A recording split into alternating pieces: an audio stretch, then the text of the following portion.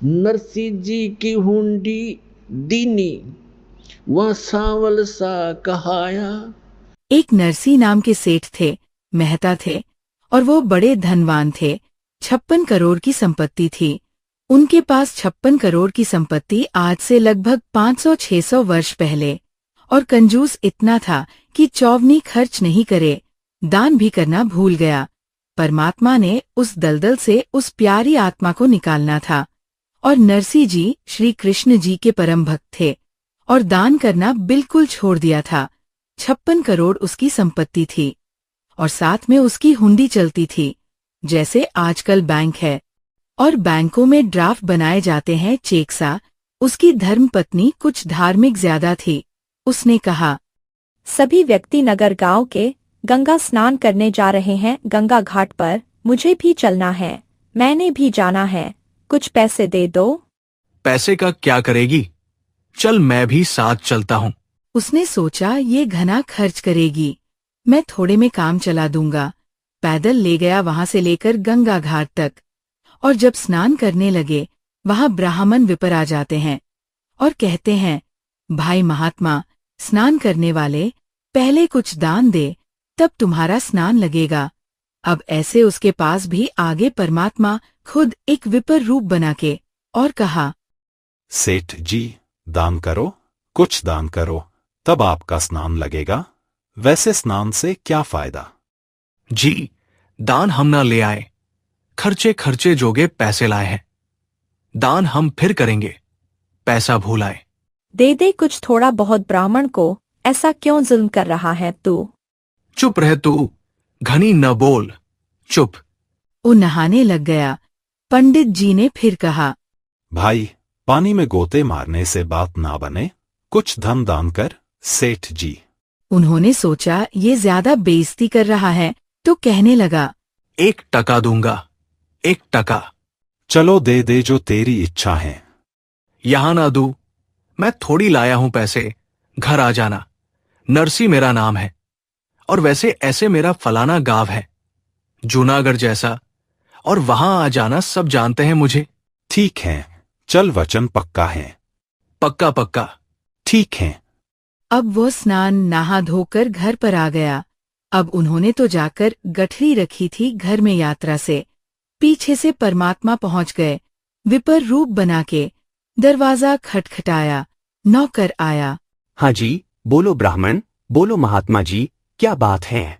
भाई, सेठ जी से कहिए, सेठ जी से कहना मेरा एक दान स्वीकार करके आया था और कहना वह ब्राह्मण अपना दान दक्षिणा लेने आया है, कृपा दे, फिर मैंने जाना है। नौकर ने जाकर कहा, जी, कोई ब्राह्मण आया है, आपने गंगा जी पर उनको कुछ दान करने की वचन किया था, वह अपना दान मांग रहा है। अब सेठ जी ने सोचा, ये तो भाई चिपक गया, यहाँ भी अमरा कमबख्त। उसने क्या विचार लाया कि आज इस ये यहाँ 1 टका मांगने आ गया, कल ये 2 टके मांगेगा, फिर ये 100 रुपए की, ऐसे ही पीछे पड़ लेगा। इसने तो रास्ता मिल गया। तो सेठ जी ने कहा, कह दे उस ब्राह्मण को कि विश्राम कर, 2 दिन बाद आना। अभी सेठ जी थके हारे आए हैं, विश्राम करेंगे। नौकर ने ऐसा ही कह दिया। तो ब्राह्मण रूप में परमात्मा ने कहा, ठीक है भाई, परसों ले जाऊंगा मैं और यही विश्राम करता हूँ, इसके बाग में लेट जाता हूँ। सेठ का बाग था, उसमें खाकर फल फूल बिछा के चदर लेट गए भगवान। अब सेठ जी को बताया गया। सेठ जी ने पूछा, गया वो? जी वो तो सामने लेट गया, बाग में लेटा हुआ है। अब जब तीसरा दिन हुआ फिर जाकर दरवाजा खटखटाया और कहा, कहना सेठ जी को मेरा दान दक्षिणा दे, फिर मैंने और भी बहुत काम है। अब सेठ जी ने कहा, यूं कह दो कि सेठ तो मर गया, मृत्यु को प्राप्त हो गया। अब जाकर नौकर ने कहा, हमारे सेठ जी की मृत्यु होगी, ब्राह्मण, हम बहुत दुखी हैं, आप जाओ। तो ब्राह्मण वेशधारी परमात्मा कहते हैं, भाई, मैं कैसे जाऊं, मेरा यजमान मर गया, अब तो अंतिम संस्कार करवा के जाऊंगा। अब उन्होंने कहा, जी ओ तो ऐसे ऐसे कह रहा है। सेठ जी बोला, अच्छा जिंद पीछे पड़ा तो ऐसे करो, मेरी लकड़ियां ढोना शुरू कर दो। लकड़ियां उसको महसूस होगा कि सचमुच मर गया। 10-20 जो नौकर थे 5-7 लग गए लकड़ी उठाकर चलने। अब नगर का सेठ मर जा, सारा गांव इकट्ठा हो जाया करे। इतनी भी ना सोची मूर्खों ने। वो 3-4 जने लकड़ ढोए, फिर कहने लगे, जी क्या करे, क्या हो गया कि वो तो यही खड़ा है, कोई बात ना, अंतिम संस्कार हो लेगा तभी जाऊंगा। सेठ ने कहा, मेरी अर्थी उठाओ, उठा लो, मुझे रखकर जैसे मुर्दे को ले चलते हैं। वो लेकर चल पड़े। भगवान ने भी उठा लिया, किकर की लकड़ी इतनी मोटी और कांधे में रख लिया। चल भाई, अपने सेठ को लकड़ी तो देके जाऊंगा। अब चिता पर रख लिया आग लगाने की। उसने कहा था मत लगाइयो, उन्हें ये तो कह दिया था अग्नि मत लगा देना, कहीं गलती कर दो तो परमात्मा बोले, भाई सेठ जी, तू जीता मैं हारा, और कमबख्त मरे तो मत। 1 टके के पीछे चल, मैंने माफ कर दिया 13 टका, मैं जा रहा हूँ। सचमुच? हाँ, सचमुच। तब उठा सेठ जी उस चिता पर से, सारी लकड़ी उठवा ली। कहते सारी उठाओ, इतना भी मत छोड़ना यहाँ पर। अब सेठ जी ने सोचा बन गई बात। कटी टंटा गया निकम्मा। अगले दिन गया शहर सप्टे को घूमने को दूर तक, क्योंकि कई दिन तक घर में बंद था। जंगल में घूमने गया सुबह सुबह, और परमात्मा उससे पहले आ गया वापस। उसके वापस आने से पहले स्वयं आ गए नरसी रूप बनाकर, और नौकरों से कहा, वो व्यक्ति जो 3 दिन से मुझे परेशान कर रहा था ब्राह्मण, आज वो मेरा रूप बनाकर आवेगा, और उसको धमका देना और बकवास करे, डंडे लगा देना, घना नहीं 1-2 सोटा लगा देना, और कह देना तू बहुरूपिया है, हमारे सेठ को ठगना चाहता है, हम सब जानते हैं। तो ज्यों ही परमात्मा बैठ गए नरसी बन के गद्दी पर। नरसी आया शहर सपट्टे करता। नौकर खड़े थे और उन्हें पता था ये तो सचमुच आ गया। उन्होंने कहा, अरे बहुरूपिया, वहीं खड़ा हो जा, अंदर मत आ जाइए। अरे किरोड़ी मिले हैं, तू स्वामी को धमकाता है, हमने सब पता है। तू जैसा स्वामी है वही खड़ा हो जाना, तेरे डंडे मार देंगे। आज आदेश हो गया है, तूने बहुत दुखी कर लिया हमारा सेठ तो अंदर बैठा है। अब उसके पैरों तले की धरती खिसक गई। सेठ जी का आज तो कर दिया काम, इसने अब एक नहीं सुने मेरी। अब उसने क्या किया, किसी वकील का सहारा लिया और कोर्ट में केस कर दिया कि एक नकली नरसी बनकर मेरी संपत्ति हड़पना चाहता है। तत्कालीन उनको सम्मन हुए और नरसी बुला लिया। परमात्मा को वहीं तुरंत बुला लिया। सारी बही कब्जे में कर ली गई। अब सामने गवाही हुई। जब जज ने पूछा, भाई जो असली बतावे था अपने आप को, वो इस बही में कोई ऐसा प्रमाण बोल पढ़ के सुनाओ, हमें बताओ, जिससे हम इसमें जांच करें कि तू सचमुच नरसी हैं, मालिक हैं। उसने बता दिया। 2-4 बातें याद थी। ऐसे ऐसे लड़की का विवाह किया था, उसमें इतना दान किया था, ऐसे लिखा है इसमें, एक समय ऐसा हुआ था। 2-4 बातें याद थी, घनी याद नहीं थी। फिर वो परमात्मा से पूछा कि बोलो आप। परमात्मा ने सारी बही सुना दी, ए से लेकर जेड तक। अब असली नरसी तो नकली सिद्ध कर दिया कोर्ट ने, और परमात्मा असली नरसी कर दिया। अब नरसी बैठ गया माथा पकड़ के जंगल में जाकर, बनी में बाहर, कि ये कौन से जन्म का दुश्मन था, मेरी सारी संपत्ति हड़प ली। फिर परमात्मा गए विपर रूप धारण करके, कहने लगे, नरसी भगत, हाँ बोल, अब क्या चाहता है? मैं आपसे यह चाहता हूं कि आप अपना जीवन सुधार लो। सुधार दिया जीवन? तूने मेरी सारी संपत्ति हड़प ली। संपत्ति पहले भी मेरी थी या तेरा भूल थी, जब तेरा शरीर अपना नहीं है? मूर्ख, इन चांदी के सिक्कों को तू अपना मान रहा है, तेरी बुद्धि भ्रष्ट होगी। इनको भूल जा और तुझे एक शर्त पर दे सकता हूं वापस। क्या शर्त है तेरी? बता। आप इसको दान कर दो। आपने तो कोड़ इकट्ठा कर लिया और संतान तेरे हैं नहीं। एक बेटी थी, उसकी शादी कर दी। भले आदमी क्या करेगा इसका? तेरी मृत्यु के बाद यह तेरे हक की बांटेंगे, यह चाचे ताऊ के भाई, और तू बनेगा गधा। ऐसे धन वैसे नहीं जुड़ता, ये तूने 2 के 20 बना रखे हैं। मैं तेरे हित में कह रहा हूं। काफी देर सत्संग सुनाया परमात्मा ने। बुद्धि ठिकाने आ गई और कहने लगा, आप जो कहोगे मैं वही करूंगा। जा फिर वापस। आ गया वापस अब असली नरसी। उसने उसी दिन भंडारे शुरू कर दिए, गरीबों में बांट दिए, साधु संत बुला लिए, यानी 56 करोड़ संपत्ति कति लुटा के, और बैठ गया बनी में। एक झोपड़ी पाके दोनों पति पत्नी। उसकी पत्नी तो बहुत धार्मिक थी, हर बात में साथ देती थी।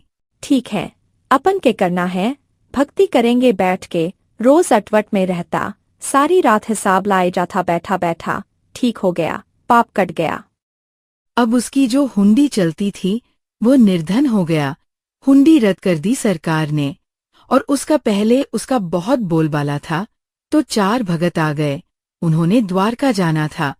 द्वारका के दर्शन करने आए उस नगर में जहां नरसी रहता था, और उन्होंने पूछा, नरसी जी का घर कौन सा है? महल कहाँ है? हमने हुंडी बनवानी है। लोगों ने मजाक कर दिया। वह आजकल बाहर संन्यास ले रखा है उसने, और धनवान एक नंबर का है, सेठ है वह, लेकिन आजकल वह नखरे बहुत करता है। मना करेगा हुंडी बनाने को, लेकिन तुम करडासा होगे ना, तब बनाएगा। वह पता करके वहां झोपड़ी में पहुंच गए, जहां दोनों पति पत्नी बैठे थे नगर के बाहर। उन साधुओं ने, भक्तों ने कहा, सेठ जी, यह 500 रुपए पकड़ चांदी के हमारी हुंडी बना दे। द्वारका के किसी सेठ के नाम जिसको आप जानते हो, वो हुंडी वाला हो। महात्मा जी, मैं निर्धन हो गया हूं, मेरी हुंडी नहीं चलती है। सरकार ने रद्द कर दी है, और आप किसी और से बनवा लो। सचमुच गांव वाले कह रहे थे, तू ऐसा ही निकम्मा व्यक्ति है। नरसी जी ने सोचा ये कोई अपशब्द कह दे, कोई श्राप दे देंगे। लोगों ने मजाक बना रखा मेरे साथ। अब मैं भगवान की तरफ चला हूं तो मैं ढेर हो गया। और जब मेरे पास धन था, ये सब मेरा आदर करते थे, लेकिन हमने अपने वचन पर रहना है। भगवान जी ने जो कह दिया गुरुदेव ने, उसी पर आधारित रहूंगा। मेरे कहने से मानेंगे नहीं, तो उसने कागज मंगाया। कागज लाओ। वह कागज ले आए गांव से। उस पर लिख दिया, क्योंकि श्री कृष्ण पुजारी था और सांवरिया का भगत था, उस पर लिख दिया, सावल साहा, सावल सेठ, द्वारकापुरी, मैंने आपके 500 रुपए ले लिए हैं। इन श्रद्धालुओं को आप 500 रुपए दे दीजिए। मैं हुंडी बना रहा हूँ। नरसी भगत, सेठ नहीं, नरसी भगत। लिख दिया। अब वो चारों के चारों पहुंच गए कागज लेकर के सारी द्वारका में जो भी पता था कि हुंडी बनाने वाले सेठ है। उनके पास गए। उन्होंने कहा, नरसी की हुंडी नहीं चलती, वह निर्धन हो गया है, दिवालिया हो गया है, वह रद्द हो गई है। उसने सोचा ये वैसे बकवास कर रहा होगा।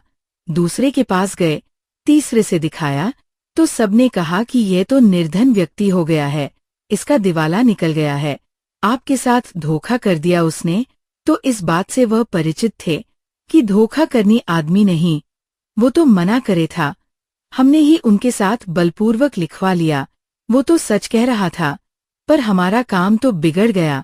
पर उनको इतना विश्वास था कि हमारे पैसे सुरक्षित मिलेंगे। भगत एक नंबर का है, जाकर देगा वापस। तो ऐसा सारी द्वारका में घूम फिर के वो बाहर चले गए। सबने यही बताया। बाहर समुद्र के किनारे बैठ गए एक साइड में वृक्ष के नीचे, और बहुत ही चिंतित थे। अब के बनी भाई।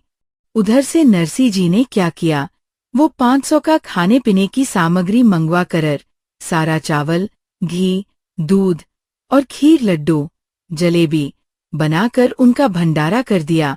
साधु संत बुलाकर रोटी राठी बनाकर। अब क्या हुआ कि नरसी जी ने देखा, भगवान से अर्ज लगाई, ध्यान मगन हुए कि वहां परमात्मा पहुंचे कि नहीं हुंडी लेकर।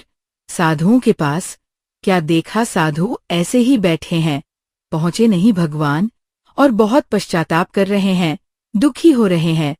तब नरसी ने अपनी पत्नी से पूछा, जो 500 रुपए थे साधुओं के, उसमें से जो सामान मंगाया था, कुछ बचा है क्या घर पर? थोड़ा सा आटा बचा है, जो मैंने पलोथन के लिए रखा था रोटी पोते समय। इसका पानी का हाथ लगा के इन चारों की रोटी बना दे। उसने चारों रोटी बनाकर और चूल्हे पर सेक साक कर रख ली। इतने में परमात्मा पहुंच गए। एक साधु रूप बनाकर और कहने लगे, भाई भगत, भूख लगी है और कुछ भोजन दे। तुरंत लाया 4 रोटी उठा के, ले महाराज, भोजन खा लो। अब वहां भोजन भोग लगाया भगवान ने, और वहां सावल साहा नाम का एक सेठ बनके, और जैसे वो मारवाड़ी सेठ होते हैं, बड़ी बड़ा साफा दोरी धोती, कान में कलम टांग रखी और काख में बही, और पहुंच गया वहां पर साधुओं के पास, और परमात्मा ने कहा, अक्षमा करना महात्माओं, कुछ आने में देरी हो गई। मैं सावल साह हूँ, सावरिया सेठ हूँ, और नरसी भक्त। नरसी जी ने जो हुंडी भेजी थी, आप मुझे वह कागज दो। वह कागज दिया। आ जाओ, तुम्हें यह पैसे दूंगा चांदी के। जो मजाक करे थे ना, वह द्वारका के सेठ उस भगत की मजाक करे थे। भगत का खिल्ली उड़ा रहे थे।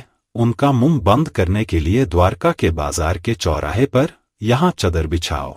अपना पूरा बैग ले रहे थे, भर के गठड़ी वह धर ली, और सुन ले भाई महात्मा, 1, 2, 3 आवाज लगा लगा के गिने, और खुड़का करें।